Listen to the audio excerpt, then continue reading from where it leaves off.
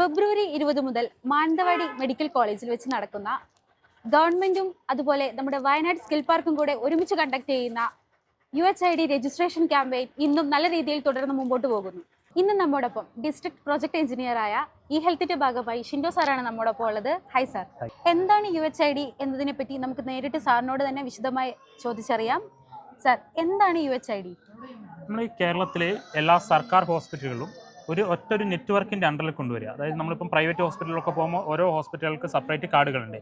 അതുപോലെ തന്നെ ഒരു കാർഡ് നമ്മൾ ആധാർ കാർഡ് ബേസ് ആയിട്ട് ഒരു കാർഡ് നമ്മൾ ആളുകൾക്ക് കൊടുക്കും. ആ കാർഡിനാണ് നമ്മൾ UHID കാർഡ് എന്ന് പറയുക. അതൊരു യൂണീക്ക് ഹെൽത്ത് ID കാർഡ് എന്നാണ് നമ്മൾ ഇതിന് പറയുക. ആ ഒരു കാർഡ് നമ്മൾ വെച്ച് നമുക്ക് എല്ലാ സർക്കാർ ഹോസ്പിറ്റലിലും OP ടിക്കറ്റ് എടുക്കാൻ സാധിക്കും. നമ്മൾ സാധാരണഗതിയിൽ OP ടിക്കറ്റ് എടുക്കാൻ പോകുന്ന സ്ഥലത്ത് നമ്മുടെ പേരും വയസ്സും കാര്യങ്ങളൊക്കെ പറയുന്നതിന് പകരമായി ഈ കാർഡ് കൊടുക്കുന്നു.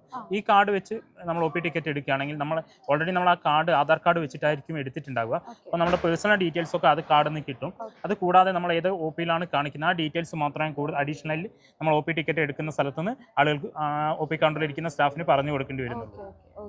അപ്പോൾ ശരിക്കും എന്താണ് ഇതിന്റെ പർപ്പസ്? എന്താണ് ഇതിനും കൊണ്ട് നമ്മുടെ ജനങ്ങൾക്ക് എന്താണ് ഇതിന്റെ യൂസ് ഉണ്ടാവുന്നത്? അതായത് ആളുകൾ ഈ ഒരു കാർഡും കൊണ്ടാണ് OP ടിക്കറ്റ് എടുക്കുന്നതെങ്കിൽ അവരുടെ ചികിത്സാ വിവരങ്ങൾ മുഴുവനായിട്ട് ഈ ഒരു കാർഡിലോട്ടാണ് സ്റ്റോർ ചെയ്ത് വരുന്നത്. ഈ ഒരു കാർഡിൻ്റെ ഭാഗമായിട്ട് നമ്മുടെ ഹെൽത്തിൻ്റെ HMS ഹോസ്പിറ്റൽ മാനേജ്മെൻറ്റ് സിസ്റ്റത്തിൽ അവരുടെ കൃത്യമായ ചികിത്സാ വിവരങ്ങൾ കൃത്യമായിട്ട് സ്റ്റോർ ചെയ്യുന്നതാണ്. ഇപ്പോൾ ഇൻ കേസ് നമ്മളൊരു അസുഖം വന്നു ഡോക്ടറെ കാണിച്ചു, പിന്നീട് നമുക്കൊരു അടുത്ത ഒരു അസുഖം പിന്നീട് വരുന്ന സമയത്ത് നമ്മുടെ കയ്യിൽ പഴയ രേഖകളൊന്നും കാര്യങ്ങളോ പഴയ OP ഷീറ്റ് ഇല്ല ഡീറ്റെയിൽസ് ഒന്നും ഉണ്ടാവില്ല. പക്ഷേ ഈ ഒരു കാർഡിലാകുന്ന സമയത്ത് ഇത് ബേസ് ആയിട്ട് നമുക്ക് എല്ലാ വിവരങ്ങളും പിന്നീട് ആ ഡോക്ടേഴ്സിനെ കാണാൻ പോകുന്ന സമയത്തും ആ ചികിത്സാ വിവരങ്ങളൊക്കെ ഡോക്ടേഴ്സിന് കാണാൻ സാധിക്കുന്നതാണ്. അത് കൂടാതെ ഈ ഒരു ഇതിൻ്റെ ഏറ്റവും പ്രധാനപ്പെട്ടത് പബ്ലിക് ഹെൽത്ത് ഇൻ്റഗ്രേഷനാണ്.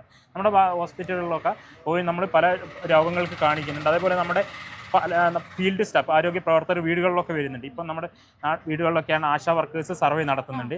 പബ്ലിക് ഹെൽത്തിൻ്റെ JHI JPHSമാർ സർവേ നടത്തുന്നുണ്ട്. അപ്പോൾ അതിൻ്റെ വിവരങ്ങൾ കൂടെ ഈ ഒരു ഇൻ്റഗ്രേറ്റഡ് ആയതുകൊണ്ട് നമുക്ക് ആ വിവരങ്ങൾ കൂടെ നമുക്ക് ഈ ഒരു കാർഡ് മുഖാന്തരം ഡോക്ടേഴ്സിനും ഹോസ്പിറ്റലിലോട്ട് കിട്ടുന്നതായിരിക്കും. അപ്പോൾ അതുവഴി കൂടുതൽ കൃത്യമായിട്ടുള്ള ചികിത്സ ആളുകൾക്ക് ലഭ്യമാക്കുക എന്നുള്ളതാണ് നമ്മൾ ഇതിൻ്റെ ഉദ്ദേശിക്കുന്നത്.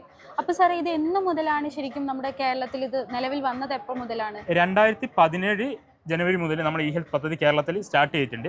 തിരുവനന്തപുരം ജില്ലയിലാണ് നമ്മൾ പൈലറ്റ് ചെയ്തത്. അതിനുശേഷം നമ്മൾ ഓരോ ജില്ലകളിലും കുറച്ച് ഇൻസ്റ്റിറ്റ്യൂഷൻസ് വെച്ച് സെലക്ട് ചെയ്തതാണ്. അപ്പോൾ ഈ UHID കാർഡ് എടുക്കാൻ വരുന്നവർക്ക് എന്തൊക്കെ ഡോക്യുമെന്റ്സ് ആണ് ഇതിനു വേണ്ടി? UHID കാർഡ് എടുക്കാൻ ആളുകൾ കൃത്യമായിട്ട് അവരുടെ ആധാർ കാർഡ് കൊണ്ടുവന്നാൽ മതി. ആധാർ കാർഡ് ലിങ്ക് ചെയ്ത ഫോണിലോട്ട് ഒരു OTP പോകും. അപ്പോൾ ആ ഒരു OTP അവിടെ ചില ആളുകൾക്ക് മാത്രമേ വേണ്ടി വരുള്ളൂ. അവർക്കാണെങ്കിൽ ആ ഒരു OTP പോകുന്ന ഫോൺ കൊണ്ടുവന്നാൽ ആ OTP കൂടെ വെച്ചിട്ട് നമുക്ക് കാർഡ് എടുക്കാൻ കഴിയും. അത് കൂടാതെ നമുക്ക് ഈ ഒരു കാർഡ് എടുത്തു കഴിഞ്ഞാൽ ആളുകൾക്ക് പിന്നീട് ഓൺലൈനായിട്ട് OP ടിക്കറ്റ് എടുക്കാൻ കഴിയും. ആളുകൾക്ക് എപ്പോഴും ഉണ്ടാകുന്ന ഒരു പ്രശ്നം ഹോസ്പിറ്റലിൽ വന്നിട്ട് ക്യൂ നിന്നുകൊണ്ട് OP ടിക്കറ്റ് എടുക്കാനുള്ള ബുദ്ധിമുട്ടാണ്. രോഗികളൊക്കെ ആ ഒരു തിരക്ക് കുറയാൻ സാധിക്കും. അന്നത്തെ OP ടിക്കറ്റുകൾ അവർക്ക് ഹോസ്പിറ്റലിൽ വന്നിട്ട് ആ ഹോസ്പിറ്റലിൽ വെച്ചിരിക്കുന്ന QR കോഡ് സ്കാൻ ചെയ്തിട്ട് എടുക്കാൻ പറ്റും. അത് കൂടാതെ അഡ്വാൻസ് ആയിട്ട് അവരുടെ വീടുകളിൽ ഇരുന്നിട്ട് ഹെൽത്തിൻ്റെ മൊബൈൽ ആപ്ലിക്കേഷൻ ഉണ്ട്. ME-Health എന്ന് പറഞ്ഞൊരു മൊബൈൽ ആപ്ലിക്കേഷൻ ഉണ്ട്. പ്ലേ സ്റ്റോറിലൊക്കെ ലഭ്യമാണ്. അത് വെച്ചിട്ട് അവർക്ക് OP ടിക്കറ്റ് അതിൽ ലോഗിൻ ചെയ്തുകൊണ്ട് അവർക്ക് എടുക്കാം. അതിലൊക്കെ ലോഗിൻ ചെയ്യുന്ന സമയത്ത് നമ്മുടെ ഇതേ കൊടുത്തിരിക്കുന്ന വാങ്ങിയ അതേ UHID തന്നെയാണ് അതിൽ ലോഗിൻ ആവുക. അത് വെച്ചിട്ടാകുമ്പോൾ കൃത്യമായിട്ട് അവരുടെ പേഷ്യൻസിൻ്റെ ഹിസ്റ്ററി, അവരുടെ പ്രിസ്ക്രിപ്ഷൻസ്, അതായത് ലാബ് റിസൾട്ട് എല്ലാം അവർക്ക് കാണാൻ പറ്റും.